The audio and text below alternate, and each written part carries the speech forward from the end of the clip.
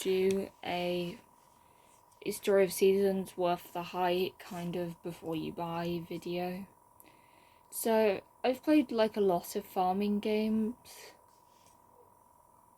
You might be wondering if Story of Seasons is like gonna be a game that you're like interested in that. If you do hear a lot of background noise, I've got my windows open.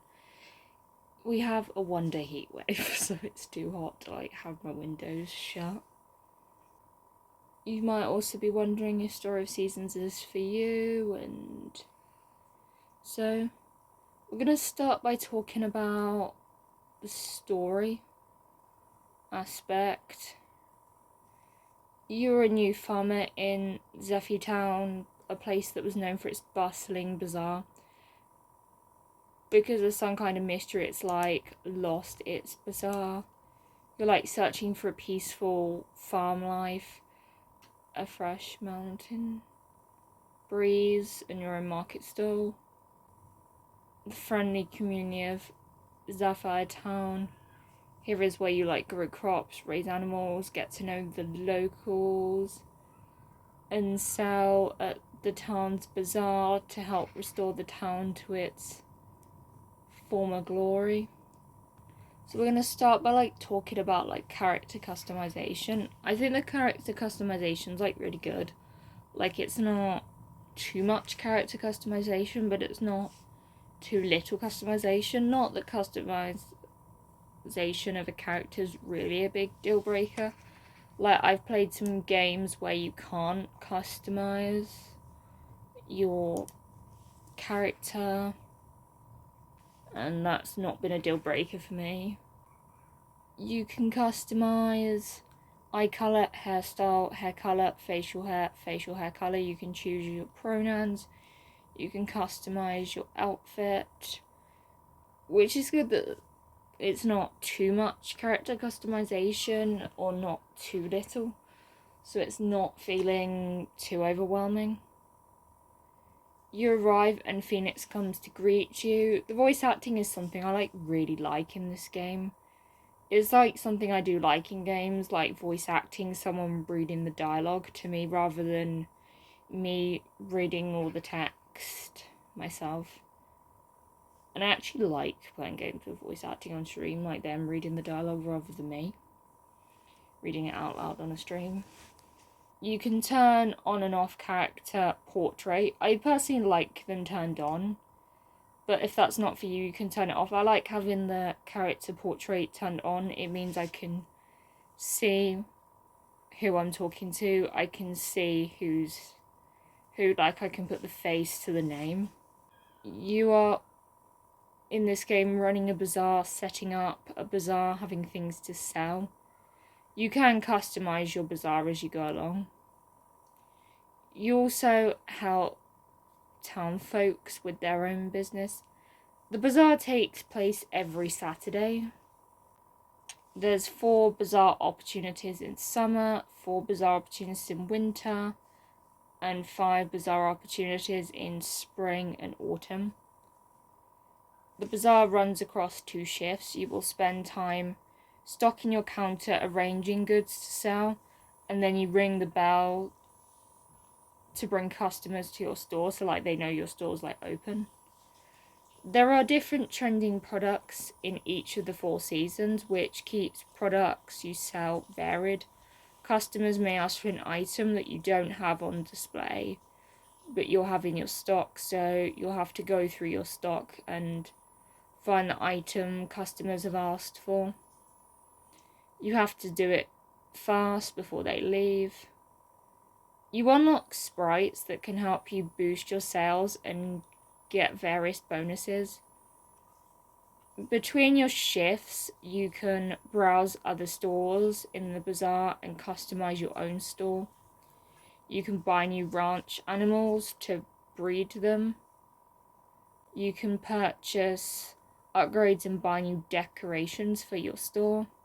You can get a performance boost by going with the theme for the counter, tent, and decor. The bazaar happens once a week, so it will like come and go quite fast. During the rest of the week is when you'll be preparing for the bazaar. So what things you'll be doing to prepare for the bazaars, like crafting, growing crops, raising animals to get produce from ranch animals.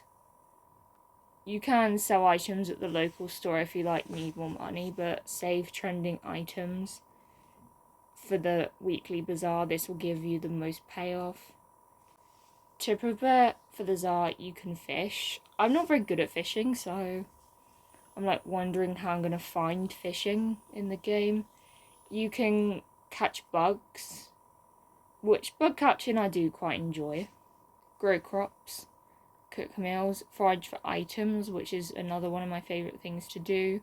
You can forage flowers, mushrooms, honeycombs. You can collect produce from your ranch animals, which the ranch animals look so cute. Process items in the windmill, which will the processing speed will depend on how windy it is. The faster the wind, the quicker they'll process. Farming, you start with a plot of land and basic tools. You can jump into super watering mode and super harvesting mode, which looks so cool and will speed things up.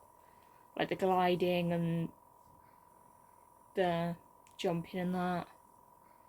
Looks so cool. You unlock 3 windmills, essential to upgrading your tools and producing a wide variety of items: fertilizers, vinegar, fumes, bouquets, accessories, flour, oil. The windmill processing speed depends on the wind. The stronger the wind, the items will process faster. You can place up to 6 items at the time in the windmill. The wind is also tied to exploration. You can use your glider, which means you're able to move by the wind and that. And the game offers a general map, which I will probably get lost at first because I do have a terrible sense of direction. My direction is not good. I do get lost in every new game I play for a little bit. But it'll become easier as I play it more. The map shows locations of NPCs, which is useful to me. I use that all of the time in other games. You can find barrels in the town which you can jump off. The animals in this game are so cute. You can keep animals inside when it's raining and that, and you can have them outside grazing. Larger animals can be brushed, smaller ones can be cuddled. It's so cute. It's really cute. The produce you collect from your ranch animals you can produce to sell for higher profits at the bazaar or turn them into recipes. Fishing is simple. You can use bait or not. It'll be interesting to see how I find this, because fishing's not something I'm good at, though I have mastered it in a lot of things. But I still can't do it in certain games. I'm still not very good in Stardew Valley. I'm still not good at it in the Red Lantern, no matter how hard I try. I've not caught many in Dinkum. So some games I'm better at than others. Took me ages to figure out on Fae Farm, so interesting to see how I find it. Bug catching is just simply walk over to catch the bug. Don't run or they'll fly away because they'll get scared. You can have pets like cats and dogs, which cats are good for herding small animals. Dogs work better with herding larger animals. You can feed them, train them, enter them into a pet show. In terms of meals, you can eat them to help boost your stamina. Sell for extra income at the bazaar, and you can also gift them to town folks. Storage meals and that and items helps to extend their shelf life of the items. So now we're going to talk a little bit more about sprites. Sprites lend you a hand at the bazaar. Each sprite has its own personal preference. Evie prefers forage goods, Finley prefers fish, Honey prefers honeycombs, Webby prefers mushrooms, Penny prefers creatures and bugs.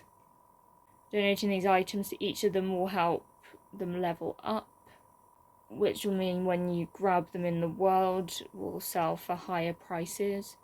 These spirits also give like happy energy, which is currency you can get by engaging in the game mechanics. You can use the currency at their bazaar stalls to get unique items.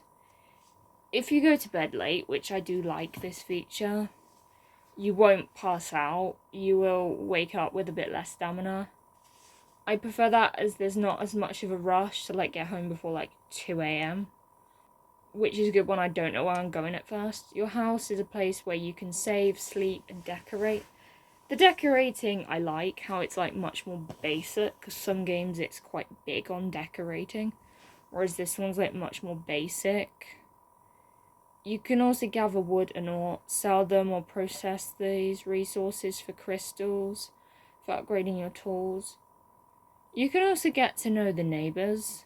You can take in gifts, socialise, talk to them daily, do side quests.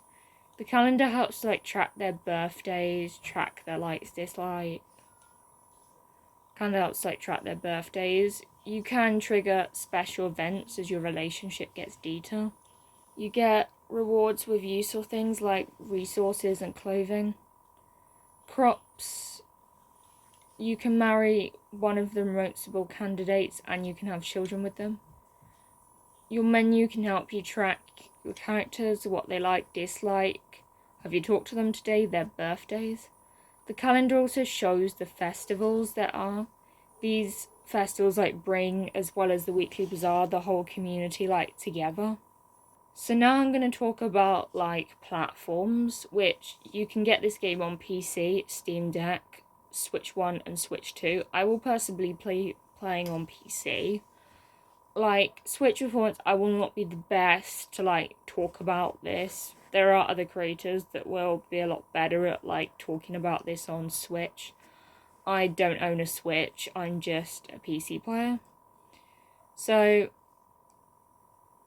in terms of will you like this game or not, this game you'll like if you prefer more basic decorating. If you want loads of decorating, this game is probably not going to be the one for you. If you like a slower pace where you're still able to like progress, so there's like still stuff going on, but you like a more slower pace in game. Romancing, shot mechanics. If you want like a fast-paced combat game, this is probably not the best for you. I like both, but I do kind of prefer like the slower pace. So I hope you've enjoyed this video and I will see you in my next video. Bye.